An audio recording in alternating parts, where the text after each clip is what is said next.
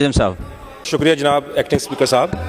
अच्छा सर, ये यहाँ पर बात हो रही थी अजरक वाली नंबर प्लेट की, तो अजरक वाली नंबर प्लेट से सर किसी को भी इस ऐवान में बैठे हुए किसी भी एक फ़र्द को किसी को एतराज़ नहीं है, लेकिन सर इतराज़ है जो सईद गनी साहब ने बात की कि उसमें जो पेश आने वाली मुश्किलात हैं जो आवाम फेस कर रही है कि जब आप एक तो इस डिपार्टमेंट की नाअहली को अजरक के पीछे ना छुपाया जाए ना, मतलब परेशानियां आवाम ऐसे सामना कर रही है कि जब आप एक 2000 वाला बंदा जो दिहाड़ी कमा के जा रहा हो बाइक पे, उसको आप रोक के ट्रैफिक पुलिस या मुकामी पुलिस 5000 रुपये तलब करेगी तो सर फिर वो बात बढ़ती है इस पर।